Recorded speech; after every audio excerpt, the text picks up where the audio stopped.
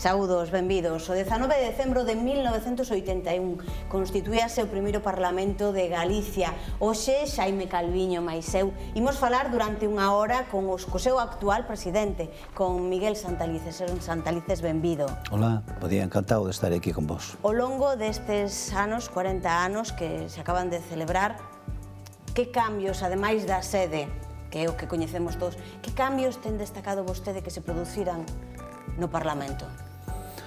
Home, hai moitos cambios, independientemente das sedes, cambiaron, pois, por exemplo, cambiou a forma de debatir tamén no propio Parlamento. Así como naqueles tempos, alá por o ano 81, 82, 83, era unha forma de debatir, digamos, por definirla de alguma maneira, moi barroca, adornábase moito o que era o debate.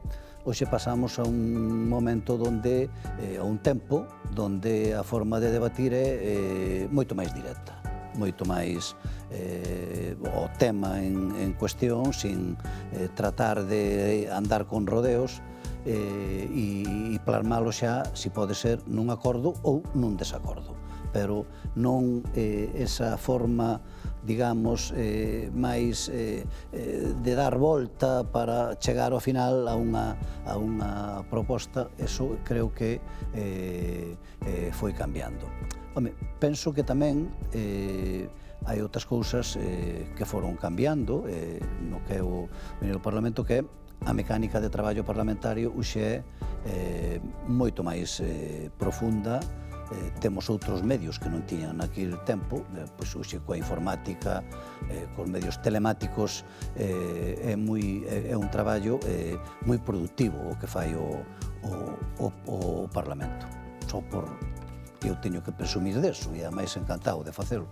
Somos o Parlamento de España con máis horas de debate, somos o Parlamento, polo tanto, digamos, máis eficiente, porque é o Parlamento que máis debate en horas, e isto a min ainda nadie mo rebatiu, e tamén somos o Parlamento que menos custe ten para as arcas públicas.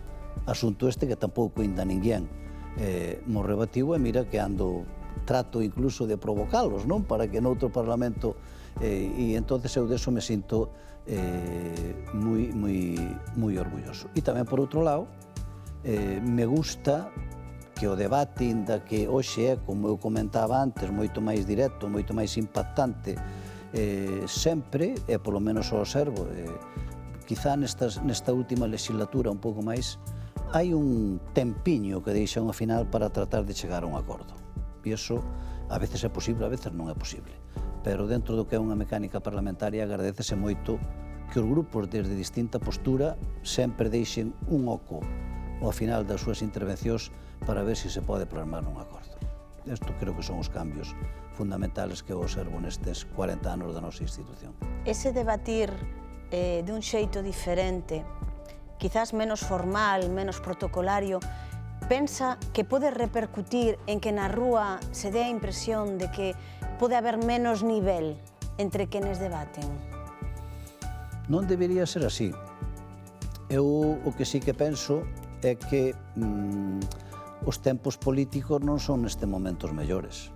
E isto a que nos obliga a que os que temos a honra, vamos a decirlo, de ser representantes elexidos por a sociedade, nos esforza ou nos obliga a tratar de transmitir e de que a xente perciba de que os que estamos dentro desa institución para representalos e para, de alguna maneira, tratar de conquerirlle cousas que son necesarias para o seu devenir diario, pois isto nos obliga a ese esforzo, a dar esa imaxe. A veces teño dúbidas de se o estamos conquerindo, non? Porque, bueno, eu sei que o Parlamento hoxe é máis coñecido que antes, pero aínda deberíamos de profundizar máis nesta cuestión. E eu por iso lle pido aos deputados e ás deputadas un esforzo de que fagan de cara á xente de estar á altura do gran voto de confianza que a xente fixo nós. Non hai nada máis de deixar máis confianza que depositarlle un voto de confianza ás persoas que foron elexidas. En este sentido, deberíamos de explotar máis algúns instrumentos que temos dentro do propio Parlamento para que o Parlamento fora máis coñecido e se metera máis entre a xente, para percibir que é o que necesita a xente, cual é o estado en que está a xente e que podemos facer nós desde a institución por a nosa xente. É evidente que en parlamentos máis fragmentados, como ocorre nos últimos tempos, hai máis dificultades ou requírese un maior esforzo para chegar a acordos, non? Pero eu quería preguntarlle, dende a súa experiencia durante tantos anos, si cree que a capacidade de chegar a acordos mellorou ou empeorou? Tuvo etapas. Eu que levo aí efectivamente un tempo. Hubo unha etapa interesante que foi logo de aquel acercamento que houbera entre o presidente Fraga e o líder da oposición naquele momento, Xosé Manuel Beiras. Sabedes que hubo un acercamento. Esa foi unha etapa, hai que reconocelo, naqueles tempos, productiva. Depois tuvemos outra etapa, xa moito máis recente, na que as cousas non foron demasiado ben, que foi cando había na Cámara, incluso se fragmentaron, hubo escisión dentro dos propios grupos e deu nacemento á escisión do grupo da Alternativa Galega de Esquerda, que se escindiron. Aí foi moito máis difícil o de plasmarse en chegar a acordos, porque ao haber moito máis grupos era moi difícil acadar determinados aspectos por unanimidade. E agora estamos nunha etapa, esta última, na que só hai 3 grupos, e que hai, por exemplo, asuntos donde se producen debates intensos, profundos, como é, por exemplo, no tema da violencia machista, ou no tema que, teño que dicirlo, son 3 magníficas deputadas, as 3 que e sempre chegan a un acordo. Desde posturas distintas, pero sempre ao final de cada debate, señor presidente, queríamos falar un minuto máis entre nós para ver se podemos plasmar isto nun acordo final. E o consiguen, o conquiren. E son 3 diputadas magníficas, aí están 3 leis aprobadas por unanimidade en relación coa violencia machista, a violencia digital, a igualdade para as investigadoras. O sea, neses temas sí que me sinto realmente satisfeito de como debaten estas 3 deputadas e os acordos o que chegan. Por lo tanto, hubo etapas ao longo destes 40 anos do Parlamento onde se pode chegar a consenso. E o deseable que isto, indudablemente, fora a maiores, que canto máis, que é o que, en realidad, tamén o que a xente quere, debatir sí, pero si somos quen de pornos de acordo, sobre todo en temas cruciales para a xente, o agradecerían dende logo. Isso é o que percibo tamén na calle, na rúa. 40 anos de Parlamento, como se sinte ou como percibe cando escoita forzas políticas que reivindican a supresión das autonomías? Bueno, eu xa dixen moitas veces e sigo insistindo, eu son un autonomista convencido, claramente autonomista. E eu aí teño unha visión, digamos, unha percepción e unha visión privilexiada. Eu tocoume vivir a etapa de a xestión da sanidade, sabedes que a miña vida estuvo dedicada á sanidade e agora ao Parlamento, non tuve outra, a xestión sanitaria e ao Parlamento. Eu viví a etapa insalu xestión directa, o sea, sin ter as transferencias sanitarias, e viví a etapa coas transferencias sanitarias feitas. O cambio é absolutamente, bueno, non ofrece ningún tipo de dúbida. A min, cada vez que algún grupo ou alguén fala de devolver algunha das competencias, claramente non me falen a min de devolver ninguna competencia, ao contrario, eu son máis partidario dentro do que é o razonable, porque hai que asumilas para saber que os vamos a poder xestionar ben, que o autogoberno, eu sou un claro defensor del, e para que o fagamos con sentido común. Pero claramente me declaro autonomista, porque percibín a melloría sobre todo no eido sanitario, que afecta a moitísima xente. Eu sempre poño os exemplos de canta xente tiñamos que derivar antes fora da nosa comunidade, unha especie de mendicidade, andar pedindo por aí que nos atenderan a nosa xente, porque aquí non dispoñíamos dos recursos de alta complejidade para poder atenderlos, tiñamos que petar na porta en Santander, en Madrid ou por aí, e derivar a xente. Hoxe, afortunadamente, non desviamos a nadie, atendemos todo dentro da nosa comunidade, polo tanto, o cambio foi claramente positivo. Autonomista, nese sentido, me declaro e creo que foi un acerto os 40 anos de autonomía e de autogoberno que vivimos en Galicia. Estaría a favor de reclamar máis transferencias? Con sentido común e sabendo que as vamos a xestionar con eficiencia, por suposto. E iso, eu creo que eso deberíamos de, eso tamén merece unha reflexión, non? E a esa reflexión tamén é bo que a veces cheguen todos os grupos, non? E iso é necesario ter unha vontade, primeiro, de ser conscientes do que vamos a asumir e ser conscientes de que temos a capacidade de poder xestionalo, porque en algúns aspectos, ao mellor, nos poderíamos vernos sobrepasados por determinada xestión. O Estado sempre se vai a ter que guardar 3 ou 4 competencias que non se van a poder transferir ás comunidades autónomas, pois, non sei, a legislación básica do Estado en materia de produtos farmacéuticos, a sanidade exterior, a legislación básica do Estado, eso non se vai a poder transferir a comunidades autónomas. Esas competencias as reserva o Estado para ela. Ahora, dentro do que sería poder transferirlo a comunidades autónomas, deberíamos de analizar hasta que punto eso teremos a capacidade de poder xestionarlo. Cales son para vostede os mellores oradores de cada partido, dos 3 partidos que teñen representación no Parlamento?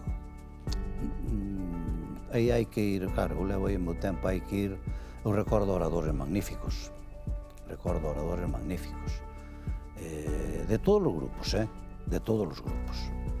E vamos a ver, pois, por exemplo, recordo un orador magnífico que era Xosé Luís Méndez Romeu, do Grupo Parlamentario Socialista, era un orador, por dar algún nome, extraordinario. Suárez Canal era un home moi riguroso no seu debate. Xosé Manuel Barreiro era un gran orador, o que hoxe é senador. Estos, digamos, dos máis, dos que eu recorde así a hora da miña. Víctor Vázquez Portomeña era un orador tamén extraordinario, eran xente que... E Xosé Manuel Beiras tuvo unha etapa tamén interesante como orador, na súa primeira etapa de líder da oposición. Isto por dar, hai moitos máis, non? Pero para dar así unha referencia, digamos, dos representantes de grupos que tuveron que pasaron polo Parlamento. E hoxe temos moi bons oradores, pero entenderás que hoxe non debería decirlo, non? Porque sempre levantaría unha... Pero hoxe tamén podemos presumir de que temos moi bons oradores no Parlamento, que fan o debate moito máis agradable, concitan moito a atención. Hoxe, afortunadamente, tamén o temos no Parlamento. Pero eso, cando deixe de ser presidente, o comentarei, porque estando en activo e sendo hoxe presidente, ao mellor non quedaría moi... non me vou a meter neso. En todos os anos que leva exercendo como presidente, o Parlamento é a maior institución galega, non? A máis importante. E vostede falaba antes de achegar aos cidadáns. Ten a percepción de que os cidadáns da PE non coñecen o que é o Parlamento, que confunden funcións. Igual saben a teoría, pero non realmente como funciona. Home, melloramos algo. Eu creo que melloramos algo. E estamos pondo a disposición deles mecanismos para que a xente participe tamén na xestión do Parlamento, mecanismos de participación ciudadá. O Lexisla con nós é un exemplo, non? Se unha lei está en tramitación e alguén considera que pode facer unha aportación a esa lei que se está tramitando, ten mecanismos para facelo sempre que os ponentes da lei asuman esa proposta como interesante e a van a poder incorporar á tramitación da lei. Eu sempre poño un exemplo de como unha señora de Ourense, nunha das leis máis importantes que eu fun ponente, que é a lei do proceso final da vida da dignidade dos enfermos terminais, unha señora de Ourense, se podo dicir o seu nome, Amelia Belmonte, que en paz descanse, pois falou comigo e me dixo que a lei que estábamos tramitando era unha lei moi orientada solamente á morte no hospital, e a morte se produce nos domicilios, se produce nas residencias da terceira edad, entón que tiñamos que facer un esforzo de tratar de que os nosos médicos de atención primaria, os nosos médicos que están fora do hospital, puderan tamén facer esa sedación paliativa e esa sedación na agonía, que era, digamos, o corpo principal da lei que nós defendíamos. Pareceu unha proposta interesantísima, que a nós non se nos había ocurrido aos legisladores que estábamos, digamos, dentro do propio Parlamento, e a incorporamos como proposta, e ao final a lei foi aprobada por unanimidade, non? Unha lei magnífica nese sentido, que ora vamos a ver como remata con todo, cunha nova lei da eutanasia que, como ben sabedes, aprobou e estase na tramitación a nivel do Estado. Pero, bueno, quero dicir con isto que o Parlamento empeza a ser un pouco máis conocido, e que a mí me gustaría que aínda fora máis, que a xente participara, que a xente visitara o Parlamento, que sepa o que facemos no Parlamento, e para elo pomos á súa disposición mecanismos de participación. Que é algo máis conocido, pois tamén se percibe, efectivamente, pois, por exemplo, empezamos a ter reconhecementos. Eu fun moi orgulloso a recoñecer o premio que nos concedeu Celanova Casa dos Poetas, que na súa, todos os premios teñen sempre unha xustificación por que se lle dá ese premio. E o premio, literalmente, decía, se lle concede ao Parlamento de Galicia por o seu esforzo permanente de tratar de acercarse á poboación, á xente. Entonces, eso, a min, pois, encheunos de satisfacción. En eso, pois, me gustaría seguir profundizando neso. O feito de teren maioría absoluta non lle quita, non lle resta emoción ao Parlamento, porque dá a sensación de que o Parlamento español é un pouquiño máis emocionante que o galego. Máis emocionante te refieres a que hai situacións que provocan moita máis tensión e que eso, bueno, si entendemos que eso pode generar emoción. Eu a veces vexo algunha das cousas que suceden ali e realmente pois incluso hasta me entristece, non? Porque teño visto situacións de moitísima tensión non desexables en ningún parlamento, porque creo que se pode debatir, se pode confrontar, se pode ter debates aguerridos, profundos, pero nunca desde o insulto personal. E eu teño observado, e ademais eu non consinto o insulto personal, nin algo que poida, pois de alguna maneira, pois atentar contra a dignidade dunha persoa. Eu ese o teño claro, non o consinto, e algunhas cousas eu vin, escoitei no Parlamento Nacional, que sei que é complicado, son 350 diputados, pero algunhas cousas van moi directamente a situacións moi persoais e con insultos graves, e eu eso creo que non é desexable en ningún parlamento. Nós temos os nosos debates, hai algúns momentos con algunha tensión, pero afortunadamente sempre se poden reconducir, e eu no tempo que levo aí, pois teño que dicir que nese sentido temos uns deputados e deputadas bastante razonables, que cando ven que eu lle indico que sería bo reconducir este debate, normalmente o están facendo. Nunca tuvemos de alta tensión, non teño percibido eu ali momentos nese sentido, o cual se agradece e favorece moito o debate parlamentario. Son moi interesantes os debates parlamentarios. E hai emoción tamén, como dicías ti, hai moita emoción nos debates parlamentarios, sobre todo para ver como pode terminar algunhas propostas que xa sabes de antemao que hai posicións distintas, a ver como os grupos se defenden. A mí me genera moita emoción eso tamén. a ver como os grupos afrontan ese debate, non? Moi interesante.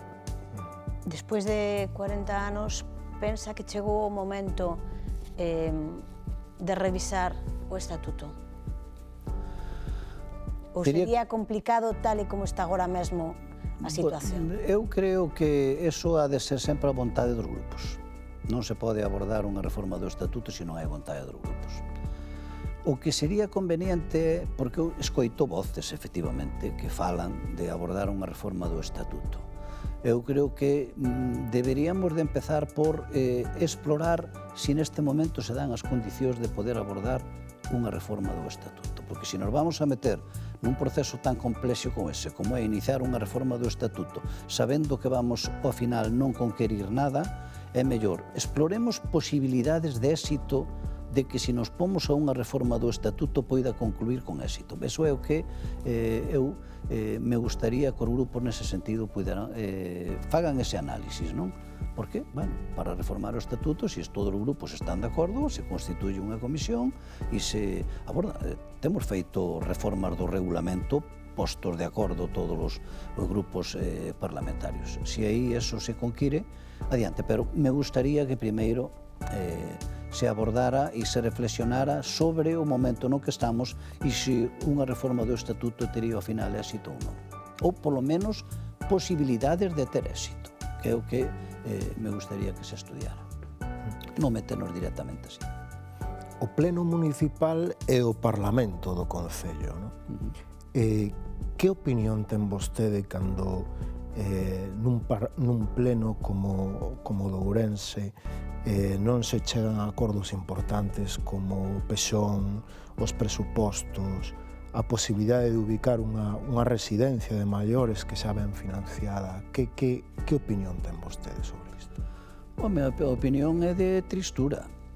É unha opinión de tristura porque estás falando duns temas que teñen un impacto moi directo na ciudadanía.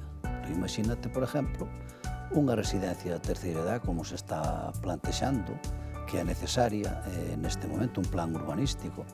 Bueno, isto eu creo que todos os que están aí, neste caso, deberían de facer unha reflexión sobre o desasosiego que eso crea na xente.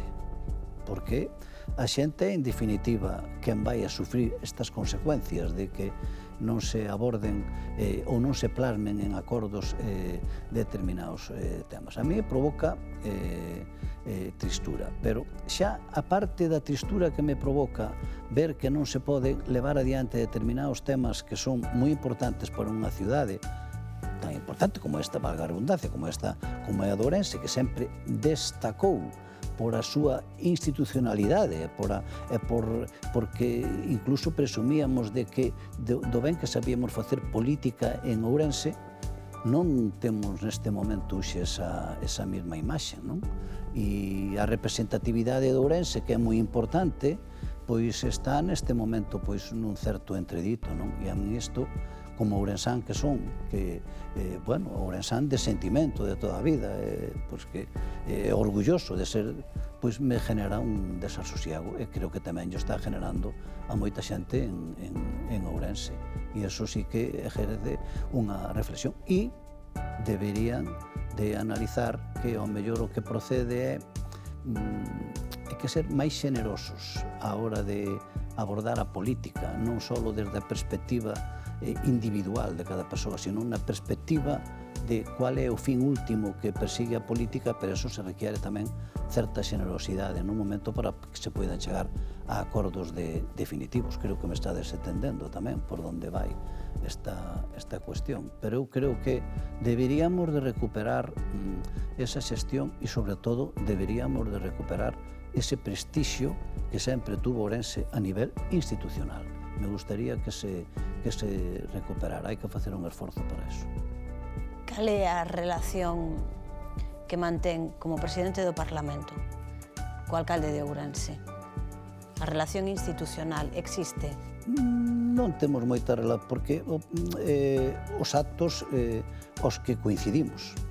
Non sei, a última vez que estuve con el, pois foi na inauguración do AVE, pero non temos unha relación institucional máis alá de os actos que eu fago no Parlamento e que invito as autoridades.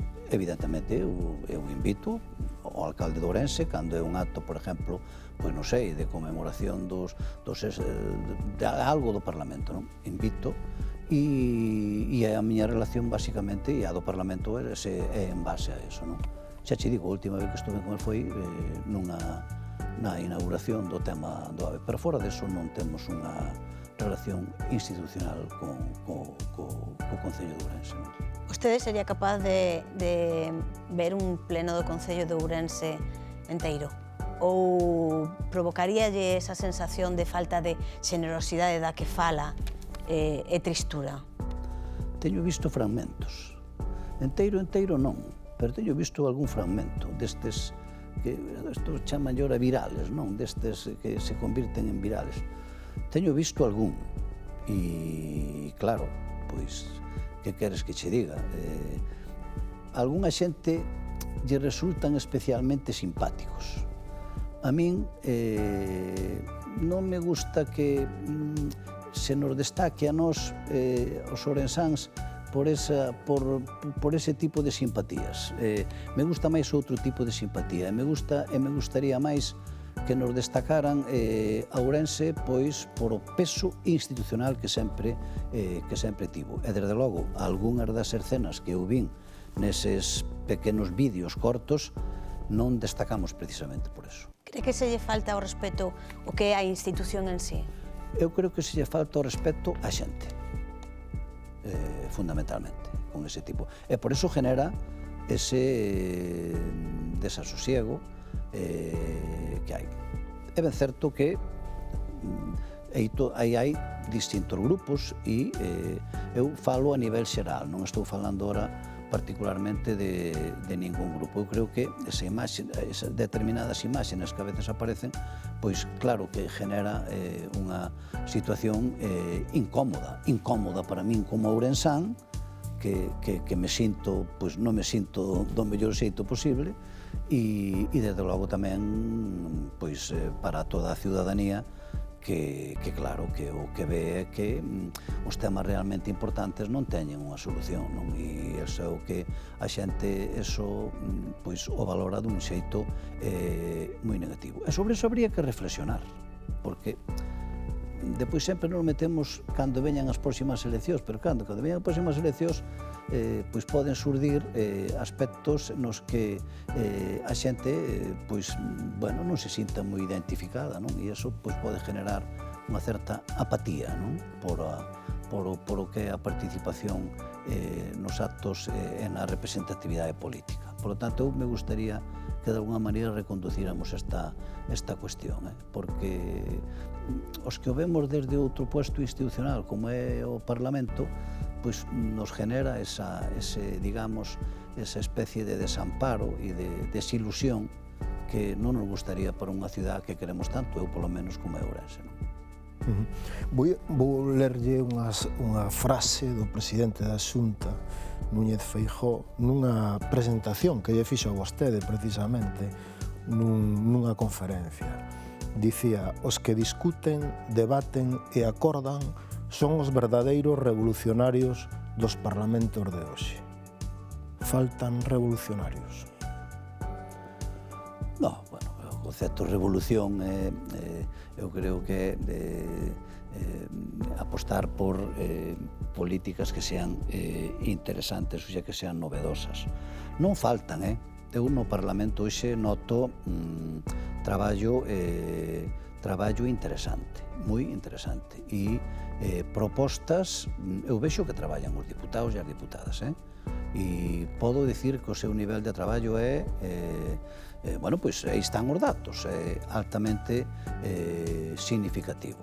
Ali hai os plenos, as comisións, a función de representación que les teñen, o número de iniciativas que se van presentando, que eso dache unha idea do que traballa tamén cada grupo. Eu vexo que hai detrás un traballo parlamentario importante. Pero a min me sigue generando, pese a levar tantos anos ali xa no Parlamento, me sigue gustando moito os debates que teñen carga de profundidade e que ao final deixan sempre unha ventaniña pequena para engancharse nese vagón e dicir vamos a ver se por aquí podemos chegar a un acordo. Porque eu che garantizo que os grupos que salen cunha iniciativa de proposta inicial deles, o éxito bo é cando esa iniciativa se plasma nun acordo final.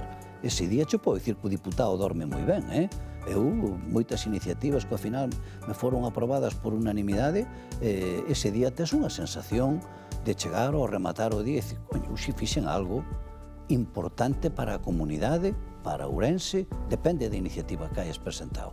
Ese día dormes mellor que ninguén, porque dice, realmente, hoxe cumplín ca miña función de representatividade da sociedade e de parlamentario que a xente depositou un voto de confianza en mí. Entón, eu creo que eses son os revolucionarios que temos agora, que presentan moitas iniciativas que as saben debatir e que tratan na medida do posible, pero sempre cun esforzo grande en chegar a un acordo. E teñen temas ahora interesantes, Para hoxe temos unha comisión aberta sobre a financiación autonómica, bueno, que están todos os grupos aí debatindo con comparecientes que lle están aportando pois, bueno, visións sobre que sistema de financiación pode ser o mellor para Galicia e oxalá ao final salga un acordo, unha postura común de como entende Galicia cal podría ser o mellor postulado sobre a financiación autonómica para Galicia. Por tanto, hai un traballo enriquecedor no noso Parlamento. E isto, pois, tamén me gusta, por suposto, destacalo. E me gustaría que a xente o soupera para facer unha valoración positiva da primeira institución da comunidade autónoma. Que aí hai un traballo, hai un esforzo que se fai para garantizar que a sociedade poida vivir mellor, non? Sobre todo a galega, claro, que é a que nos preocupa. O Parlamento ten unha función que é a do control do Executivo, pero chegou a pandemia e cando chegou a pandemia Feijóo acababa de anunciar unhas eleccións, disolveranse o goberno autonómico. Salvamos ben ese momento, porque puido ser bastante complicado. Home, era un momento complicado, o Parlamento seguiu funcionando a través da Diputación Permanente, como ben sabes, e depois demos unha e hubo, sabes que hubo que aplazalas e durante ese tempo o Parlamento estuvo moi operativo, con comparecencias do presidente, comparecencias dos conselleiros, e eu creo que aí a xestión da pandemia foi unha xestión, desde logo, penso que dicir que reconocida e valorada e unha xestión positiva. Bueno, aí hai que dicir o noso, tiñamos unha ventaxa, temos unha ventaxa en Galicia que o presidente noso é un home que lle apasiona o tema sanitario e é un gran coñecedor do tema sanitario. El foi presidente do Insalud, sabe moi ben estratégicamente como mover os recursos en cada momento. Eso de crear un comité clínico con nomes conocidos, que todo o mundo sabía que son os integrantes do comité clínico, e ese tipo de decisións que se foron tomando durante toda a pandemia puxo en evidencia que Galicia marcaba unha referencia nese asunto. E entón eu creo que o Parlamento aí tamén xogou un papel importante, seguiu operativo, seguiu traballando e o resultado pois foi que, bueno, pois ao final todo o proceso se desenvolveu con absoluta normalidade. Por lo tanto, penso que nese sentido foi acertada a xestión. Vostede é médico e político ao mesmo tempo.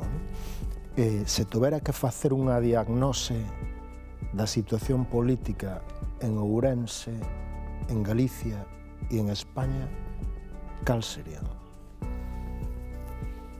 Vamos a ver, un diagnóstico desde o punto de vista médico. Bueno, empezamos por Galicia. En Galicia, eu creo que a situación é unha situación boa. Temos un paciente, penso que nun estado que non ten complicación. Bueno, pois que, entre outras cousas, hai unha estabilidade política, non? Que garantiza que se poidan tomar determinadas decisións e que en realidade se afronten os problemas que realmente ten a xente.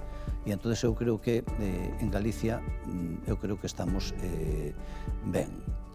En España se está a expectativa, a ver de como vai a evolución dese proceso.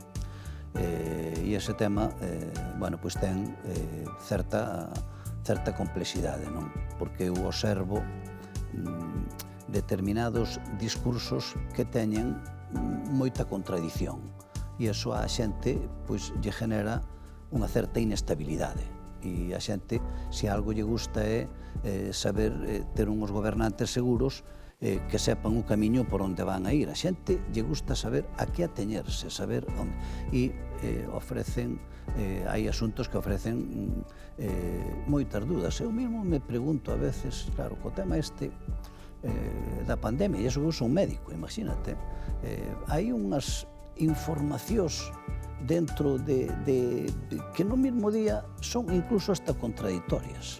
Claro, eu pregunto, a xente como pode digerir a xente nun intervalo de horas uns datos tan importantes con respecto a unha pandemia? Estou escoitando agora, dicen, vamos a ter que tratar isto como se fora xa unha gripe. Bueno, vamos ser un pouco prudentes, vamos ser unha gripe, pero cuidado, unha gripe que está generando, a saturación que está generando nos hospitais, que requiere unhas medidas preventivas. Non lle transmitamos á xente que eso vai a ser como un resfriado común e que empecemos, non, porque eso a xente o asume como algo que, non, vamos a ser, eses mensaxes teñen que ser un poquinho máis, desde o meu punto de vista, moito máis rigurosos. Eu comprendo o sufrimento que ten que ter a xente cando nun mesmo día reciben 3 ou 4 noticias sobre a pandemia que son absolutamente contradictorias, unha non ten que ver ca outra, que facemos co tema dos contactos estreitos, isto, claro, os nenos que ora van á escuela, eu hoy escoitaba o telediario o outro día, claro, que facemos? O que se contaxia aquí, o que se contaxia fora, aí creo que deberíamos de ser un pouco un esfuerzo de comunicación, debería de facerse para que a xente sepa a que ateñerse, porque eso, ademais, claro, é unha comunicación que emana desde os servicios centrales, porque son os que realmente teñen esa coordinación. Entón, aí, eso a mí me genera unha certa preocupación, porque se algo requiere a xente que lle demos información clara para saber o que ateñerse. Por lo tanto, eu creo que aí, para decir, resumindo a pregunta que tú me ves, a situación a nivel nacional, pois está moi expectante, moi a expectativa de que, bueno, a ver como pode evolucionar, pero con esa sensación de desconfianza. E en Ourense, xa, para deixar Ourense a última nosa, pois eu creo que a situación política en Ourense é esta que eu máis ou menos xe viñen describindo, non? Unha situación de tristura. É unha situación de tristura política, incluso, tristura política, de que Ourense sempre foi unha ciudade que famosa por a súa escola política, se nos chegou a chamar, a definirnos como homes que vimos dunha escola política moi diferenciada e que sempre aportábamos moito en positivo.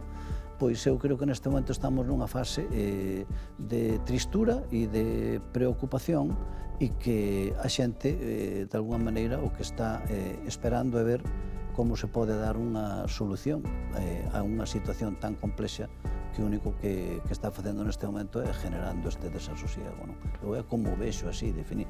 Outra cousa son as gestións diarias, eu aí creo que hai, bueno, pois grupos que están facendo os seus traballos, claro, cada un dentro das áreas que lle corresponden, pero me refiero á imaxe un pouco global, non? Institucionalmente como do noso, neste momento da situación de Ourense, pois creo que é esa que eu che estou transmitindo. Pois ao mellor tendes outra percepción máis, pero desde fora o que se ve dunha certa tristura, non confundir eso con resignación. Tristura non significa resignación, e iso a xente estará esperando para decir claramente cual é a súa opinión real con respecto a todo isto. E iso é o que hai que estar, o que debería de facer reflexionar pois os que temos digamos, a alta responsabilidade de ter que dirigirnos despois á xente. A xente está con tristura, pero non resignada, que aquí os ourensanos nunca se resignaron. Somos unha xente loitadora, hai que ter cuidado con ese tema. Vamos a ver o que ven no futuro. Cree que o Partido Popular lle vai a pasar factura o pacto a volta outra vez de novo o grupo de goberno con Jácome? Cando Jácome constantemente está desacreditando a labor que o Partido Popular está facendo nas súas áreas. Bueno, eu creo que o Grupo Popular o que ten que facer é o traballo que ten que facer nas súas áreas. O Grupo Popular o que terá que facer, eso a quen lle compete, será, eu creo que hai que ir pensando que solución futura se ten que dar de cara pois, o que serían as próximas eleccións e ter claro que non somos un partido de corte galeguista, un partido que moi ourensán nese sentido de que todos sabes como defendemos a nosa ourensanía e que temos a capacidade suficiente de facer aquelas políticas que máis benefician pois a ciudadanía e iso o temos demostrado. Habrá que acertar nas persoas que teñan esa responsabilidade, pero esa é quizá a gran tarefa que ora hai por diante. Claro, se tú analizas un pouco tamén, ainda que eu institucionalmente tes que entender que eu non queira entrar en moitas, ou non deba, por o meu puesto, en moitas situacións, e que xogouse a todo, porque eu sei que hasta o último momento intentaron facer un pacto para tratar de, o obxectivo era, pois, desbancar, pois, na Diputación, entón, isto tampouco podemos esquecerlo, e aquí todo o mundo xogou a desbancar, e isto é unha situación que, claro, genera neste momento unha controversia e un algo que a mellor solución é que se siga traballando agora desde o punto de vista do meu partido nas áreas que lle corresponden, que penso que o están facendo e ben, creo que nese sentido o PP, o Partido Popular, está cumplindo as áreas que ten encomendadas, creo que son bastante dignas e bastante respetables, pero ten que o esforzo de acertar para o día de mañá. Esa é a única salida que eu vexo, tratar de acertar un esforzo de generosidade para ver quen pode ser a persoa que no futuro pois teña a representación, ou poda ter a representatividade de todos os ourensáns, que iso é algo que estamos desexando, non? Por que son tan complicados os pactos entre o PP e o PSOE? Non son Ourense, incluso a nivel español.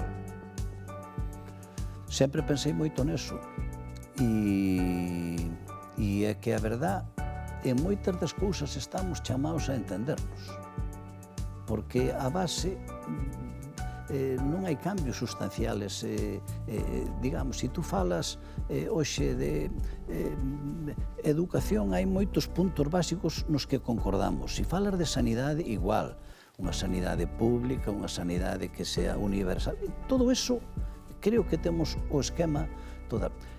Por que non se chega a acordos, por exemplo, como pasou en Alemania, que dous partidos chegan nun momento determinado, que foi un exemplo que deberíamos de mirar todo?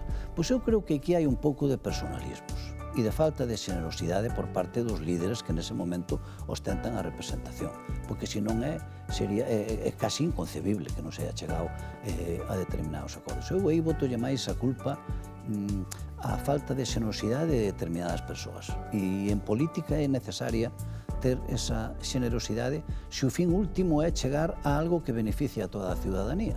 E isto é algo que deberíamos todos de esforzarnos, porque eu estou vendo, hoxe, se tú segregas por aí, isto termina que ao final é prácticamente imposible de conseguir nada.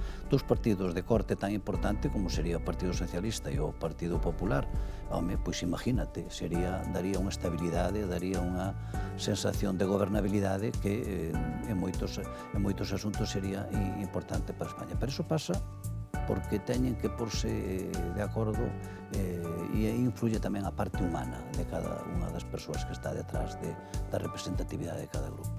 É a miña opinión, neste momento.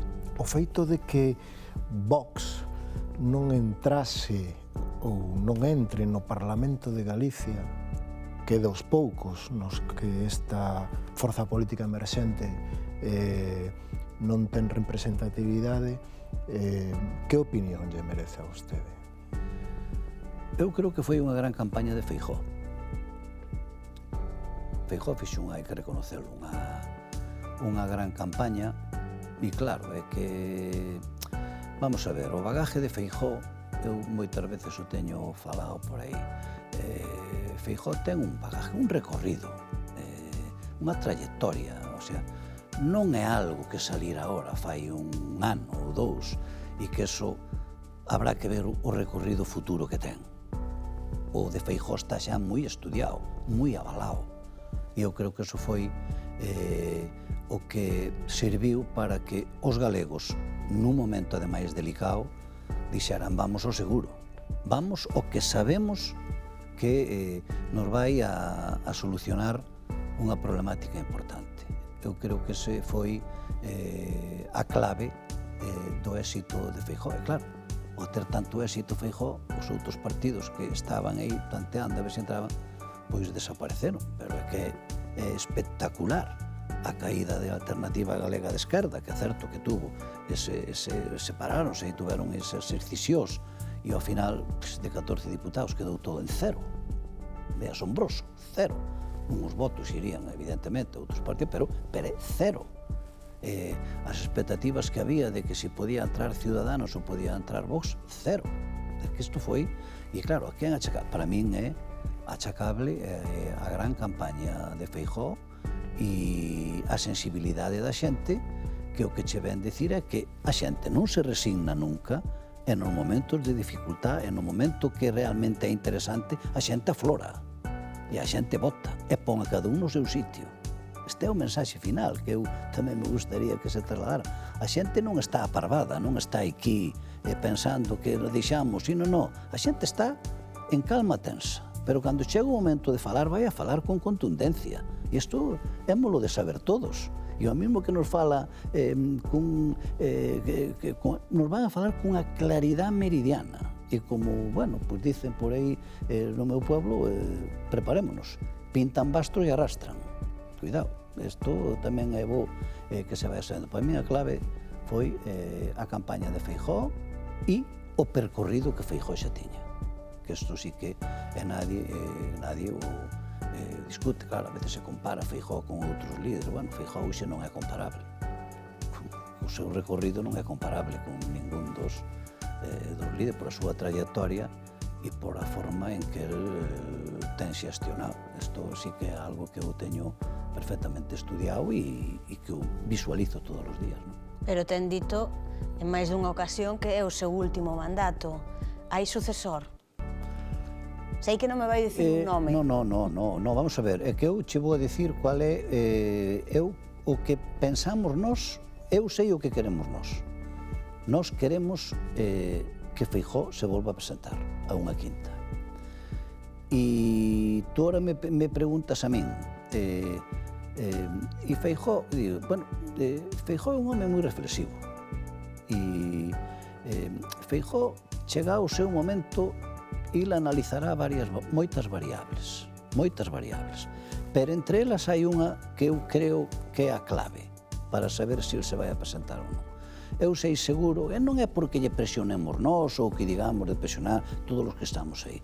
Eu creo que el si observa que no momento que corresponda Galicia está nunha situación mala, en que pode terminar ou que haya dúbidas de hacia onde pode ir Galicia, Feijóo non deixa o compromiso con Galicia, el o machaca e o ten claro. Entón, eso para min é a variable máis importante. Ora, todos os que estamos do PP, todos queremos que repita Feijóo. Eu eso teño clarísimo, todos queremos, pero claro, eu tamén entendo que a variable, e eu isto sí que tamén o teño claro, así a variable última é nese momento, se Galicia o necesita, Feijóo se volve a presentar, tamén o teño claro. Isto é a miña... Creo que é a reflexión tamén que fai moita xente, pero, bueno, eu, como sei do seu interés e do cariño que lle ten a Galicia, pois creo que eso pode ser a variable que decante todo. Sorprendeulle que Feijóo non dera o paso ou non dera o salto á política española? Non. É máis, eu fui un dos que dixen que non se iba a ir. Fomos moi poucos, eu creo que fui un dos poucos que dixen que... E a máis dixen que... Para min, todo aquilo foi moi precipitado. Foi moi rápido. Moción, Rajoy, tal, se produce moción, censura, tal, e xa un candidato. É un cronograma que non dá tempo á reflexión. E decisións de se calao hai que reflexionalas. Un ten que saber onde vai cair, onde vai a ir. E aí non daba tempo á reflexión. Feijóo é un home reflexivo, é un home que lle gusta analizar as cousas en profundidade. E aí non deu tempo. Se tú faz ahora un recordatorio de como foi aquilo, foi todo moi rápido. En un mes congreso, unha cousa rapidísima que prácticamente non deu tempo nin a analizarlo. Por iso eu, cando foi a primeira, bueno, porque claro, eu non é que este todos os días con Feijóo, pero eu, home, xa empecé traballei con Feijóo cando ele era secretario xeral de Sanidade, o sea que podo dicir que son o que máis tempo leva con el. Porque tú imagínate, na época estamos falando na transferencia do Insalud, estamos falando dos anos 90, que cando Feijóo empeza aterriza como secretario xeral de Sanidade ali, non? Bueno, entón eu, máis ou menos, coñezo cual é a súa forma de abordar os temas complexos. E este era un tema dunha complexidade altísima. E nun intervalo de tan pouco tempo tomar ese tipo de decisións, a min dixen non me encaixa isto para o presidente, creo que isto vai demasiado precipitado. E non me equivoquei. E non lle preguntei nada, Bueno, a Feijóo non se lle pregunta, estas cousas ya sabes que non se preguntan, pero non me equivoquei. A miña visión era que non estaba eso coa suficiente capacidade de reflexión. Cun presidente da Xunta ourensán, presidente do Parlamento ourensán. Porque en Ourense sempre temos a sensación de estar xogando en ligas diferentes a outras provincias de Galicia. Bueno, eu creo que esa percepción, os que somos tan ourensáns, temos unha percepción de un cariño especial hacia a ciudade. Eu penso que levamos conseguido moitas cousas, pese a todo, E non é que, home, se mo comparas ao mellor, é certo que tuvemos algúns altibaixos, non? Pero, por exemplo, estou discretamente satisfeito, por exemplo, da evolución que estamos tendo nos últimos anos con respecto á nosa cidade. A mí me gusta que se haya abordado a reforma do hospital, bueno, pois vamos a ter un hospital prácticamente novo, eu creo que eso mereceu a pena. Creo que foi moi interesante que se foran cumplindo aquelas vellas reivindicacións que, sendo eu xa director do hospital, seguían intaplarmándose como era a hemodinámica funcionando as 24 horas. Creo que a temos. Eu salín á calle pedindo firmas, fun un dos que anduven recollendo firmas, por aí logramos recoller moito. Hoxe temos eso funcionando 24 horas. Bueno, temos o Centro de Formación Profesional, que é un tema que tamén vai a ser a referencia. Eu creo que se están facendo cousas, bueno, Toén, que está aí ao lado, vai a ser o centro de referencia para todo o estudio integral dos lumes, eso tamén é algo. E a máis eu aí estou, permitídeme, especialmente satisfeito, porque, sabes que eu fui director de Toén, fui director do psiquiátrico de Toén, cando era o psiquiátrico no monte, pois ali, unha situación compleja, e eu sempre teño un cariño especial a Toén. Eu lle debo todo a Toén. Eu empecé en Toén moi noviño, pois cunha responsabilidade grande, como era ser director dese hospital, e bueno, sempre quixen, porque lle teño moito cariño a xente de Toén e a todos os traballadores, sempre quixen para Toén o mellor, e me deu moita tristura cando tuvemos que pechar o hospital. Porque a miña idea sempre foi que se fixera ali o novo hospital, pero era un sitio bárbaro, con 300.000 metros cuadrados, facer ali un novo hospital. Eu pensei, eu diseñei, pero cousas da política non se fixo. E entón eu me deu moita tristura cando se tuvo que pechar o hospital para levar os enfermos ao Piñor. Ao hospital de Piñor. Eu tiña esa espina aí medio clavada. Que se pode facer agora para salvar aquilo que foi un hospital que a xente desolle, pois, bueno, que vaya ali o centro integral para a prevención, estudio dos lumes e tal, pois é unha alegría que me levei e que vexo que tamén eso pode ser positivo para si. E, por suposto, o último, que creo que é o que nos vai a colocar na ciudade de referencia en Galicia, porque temos a mellor isocrona que mide en tempo, non en distancia, sino en tempo. Temos a mellor isocrona de Galicia con respecto a Vigo, con respecto é o AVE. O AVE vai ser para nós a clave para que podamos explotar grandes riquezas que temos en Ourense, que levamos feito cousas, pero que o potencial que temos aí é enorme, como é o termalismo. Xa sabes que eu sempre defendín, ademais, un termalismo un tanto especial. Estou a favor do termalismo de ocio, o termalismo de cultura, pero eu, como médico, sempre peleei e vou a seguir peleando que mordir tamén hacia o termalismo terapéutico.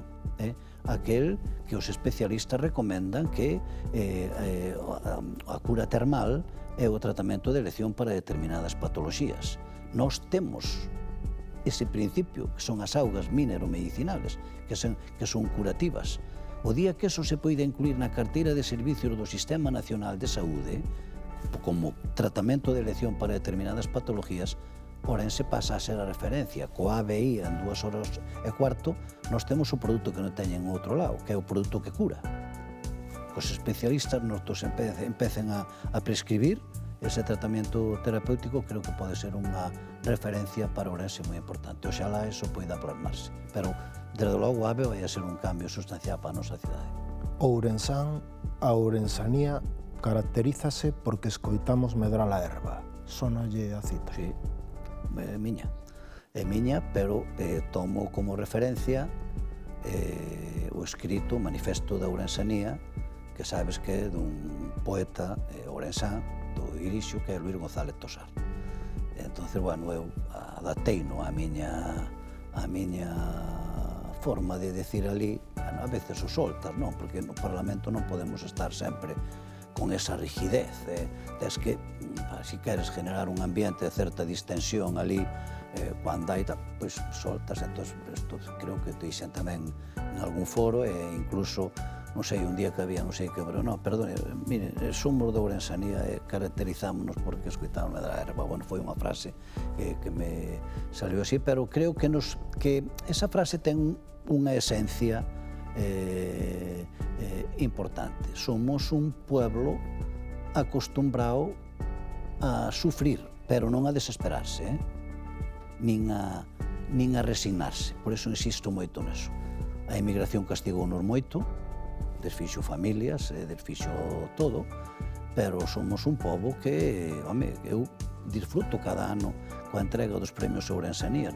Vemos o que temos por aí por o mundo, e unha directora da OMS, é que vexo o potencial que temos como ourensanos, e temos esas vivencias comuns, e temos algo que tamén é moi especial e que nos define como pobo, e como que nos axudamos moito cando estamos fora, sobre todo.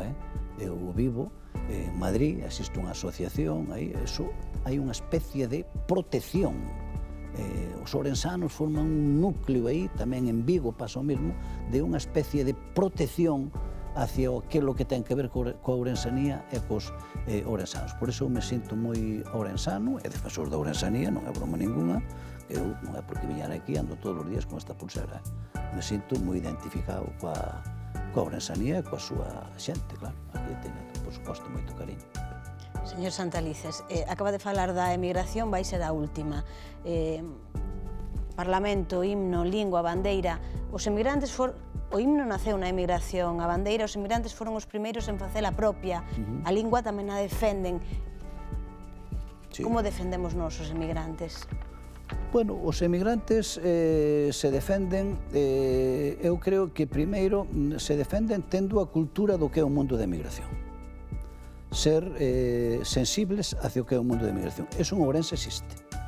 E creo que, ademais, témolo demostrado. Hai varios tipos de emigración. Se a emigración americana, pois ten uns problemas derivados fundamentalmente da atención social. E eu creo que aí o esforzo está sempre presente. A emigración europea vai máis a eses temas que dicías tú, tema de tipo cultural, tema lingüístico. Bueno, aí ao mellor, sí que ao mellor tiñamos que facer un pouco máis de esforzo. Pero que temos presente a emigración, sobre todo en Ourense, eso eu non o dubido. E ademais creo que tamén é algo que tanto o presidente Baltar como o presidente Baltar, José Luis, como o presidente actual, en todos os seus discursos nos animan a que nós tamén reflexionemos sempre sobre o tema da emigración. E eu creo que isto en Galicia, os responsables políticos, penso que esa cultura de respaldo ao mundo da emigración, penso que a temos moi asumida, eso desde logo. Era a penúltima, porque acaba de nomear a José Luis Baltar e voulle facer agora sí que a última. Cando José Luis Baltar anunciou que deixaba a política, eu pregunteille se merecen a pena todos os anos de loita política que levaba atrás as costas, e el díxome que non. Se lle fago esa mesma pregunta a vostede? Bueno, non é comparable, pero todo é distinto. Bueno, pero eu creo que o presidente Baltar eu creo que estuvo moi satisfeito mentre estuvo en política, moi satisfeito, e la vivía como ninguén a política. A verdade é que era un home que disfrutaba co contacto directo coa xente e coa forma que tiña el de facer política. Baltar era un home moi preocupado sempre por ele. E creo que eso el o disfrutou. Eu creo que no momento que claro, que por a idade tamén tuvo que asumir ese cambio, pudo haber dito eso, pero eu sei que no fondo el na política disfrutou moito. E eu, pois tamén estou disfrutando moito da política, moito, porque eu sei que chego á política desde o mundo social, porque vou desde a sanidade e a miña relación cos colectivos sociales, os que tanto cariño lle teño. E sei que eles, cos dirixentes políticos que naquele momento sempre me apoiaron, me levaron en volandas e estou moi satisfeito. Durmo moi ben os días que consigo algo de beneficio para os ciudadanos e sei que se poden facer todos os días cousas e por eso eu estou gratamente neste momento en política e considero que o que me aporta é unha satisfacción interior moi grande e me sinto moi orgulloso ademais. Moitísimas grazas por acompañarnos a Xaime e a min. Gracias a vos por esta entrevista tan cariñosa, tan amable, vamos a decirlo, porque sí que é verdad que disfrutei moito tamén con ela. E a todos vostedes tamén, moitísimas grazas por estar aí acompañándonos.